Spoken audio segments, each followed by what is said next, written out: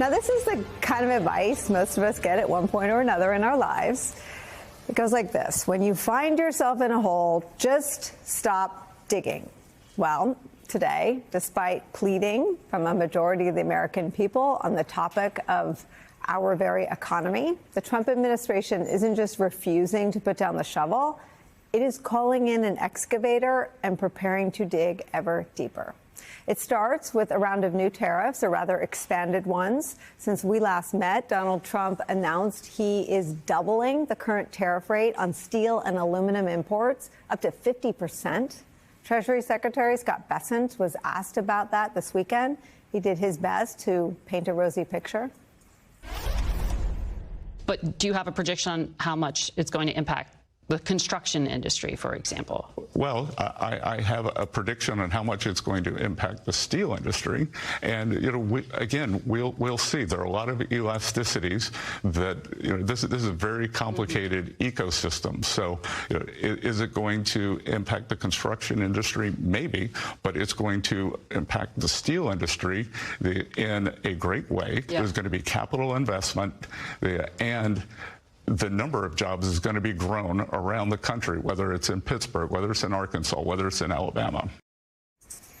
Don't worry, there are elasticities. It sounds like a scrunchie. Of course, after not one, but two defeats in federal court last week, there's an open question as to whether or not Trump even has the authority to do this, to impose some of his steepest tariffs at all. Those rulings against Trump are currently on pause as the Trump administration prepares to appeal. But despite such an existential threat, such an open question around the cornerstone of Donald Trump's trade war, the response from members of his economic team so far has been essentially, who cares? Not us. Going to take that up to higher courts. The president's going to win like he always does. But rest assured, tariffs are not going away. He has so many other authorities. We've studied every possible way that President Trump's tariff agenda could be pursued. And so we're very thrilled. We are very confident that the judges would uphold this law. And so I think that that's plan A. And we're very, very confident that plan A is all we're ever going to need. But we called it A because we needed a name different from B, in case we're wrong. So that there out loud, plan A suggests there are backup plans, maybe named B or C, that Trump is preparing to roll out if, for example, the courts rule against his use of what they're calling, quote, international economic emergencies. It's a rationale for levying these deeply unpopular tariffs at all. This reporting in the New York Times explains, quote, the steel and aluminum tariffs were issued under a legal statute related to national security. It's known as Section 232. To impose those types of tariffs, the president must first initiate an investigation into whether imports of a certain item poses a national security threat. If that investigation determines that they pose a threat, the president has the authority to tax those imports.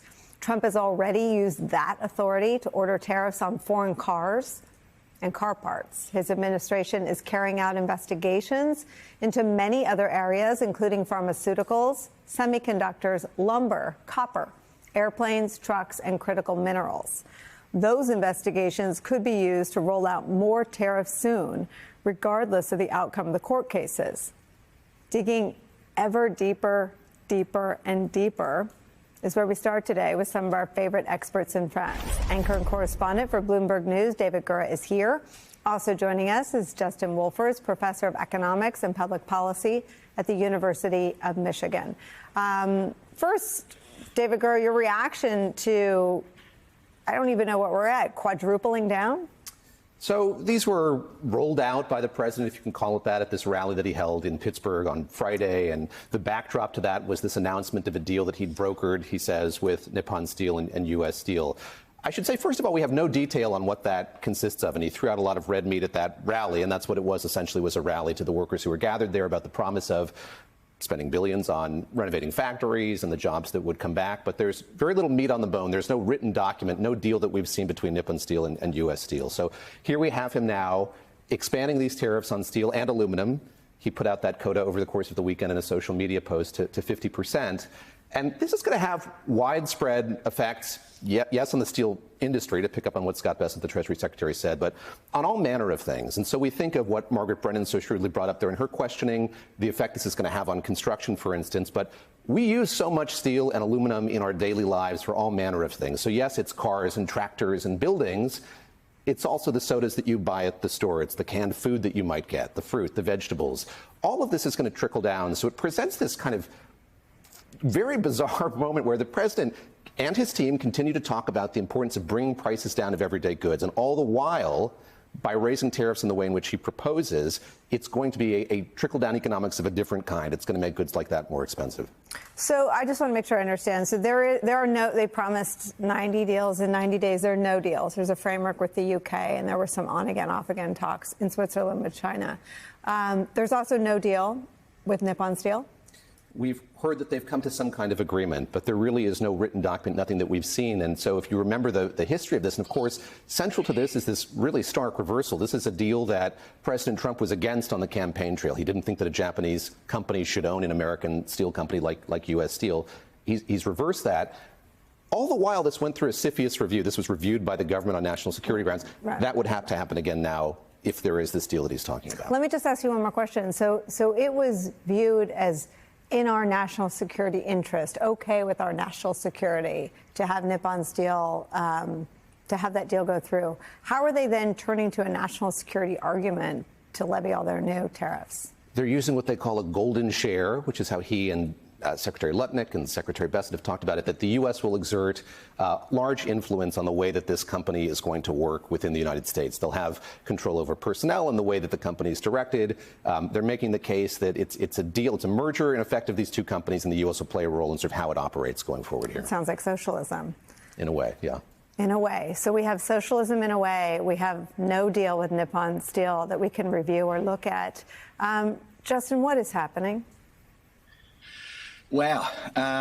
Okay. So, as I understand it, the president turned up to a steel rally on Friday, and in the back room, this is his description, said, "How about a 40% tariff on steel?" And they said, "Oh, that's good." And he said, "Would you prefer 50?" And they said, "Yes." So that's how we're at 50% tariff on steels. By the way, on steel. And then the next day, the White House clarified when they said steel, they also meant aluminum. And if this sounds like a policy process, it's not. And then the other thing I want you to realize is in the background, the White House claims to be negotiating with 90 countries. Forget the 200 sub-deals it's already done. But if you and I are negotiating about international trade, and in the middle of that negotiation, days before apparently we're going to announce something, you all of a sudden start putting new tariffs on goods that my country produces, I'm going to feel pretty cranky about that. And this sort of behaviour just absolutely scuttles any possibility of there being any serious deal from anyone. So what happens now? Well, the first thing is actually the country that the president is clobbering the hardest is the United States. The steel industry, you should understand, is a very, very small part of our economy. It employs about 100,000 people in an economy of 160 million workers. I care about those people. My heart goes out to them. But I also want to remember the other 159,900,000, because steel is a small part of our economy, but it's a big part of the inputs through the rest of manufacturing.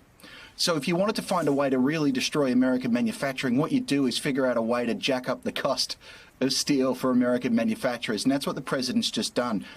In fact, he's done this once before. In 2018, he put tariffs on steel. And studies of that episode suggest that he did actually succeed in saving around 1,000 American jobs, which sounds terrific until you realise that the more expensive steel that rippled out through the rest of the manufacturing industry, which is much, much larger, cost another 75,000 jobs. So the president ended up destroying 75 times more jobs that he saved last time he tried the exact same trick. We've talked a lot. Actually, you guys have given me an education in sort of the foundations of our economy.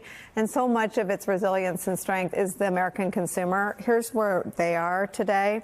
This is NBC's reporting. A recent consumer pulse report from the accounting firm KPMG surveyed 1,500 1,516 U.S. consumers and found that, quote, in response to tariffs, 50% of them are cutting back on purchases. 49% of them are actively seeking deals and discounts. When asked specifically about summer plans, many said they are still choosing to travel, but have otherwise cracked down on personal expenses. Quote, we're seeing a more selective and cost-conscious summer travel season. That's according to KPMG. Quote, vacations are still in the budget, but nearly everything else is on the chopping block.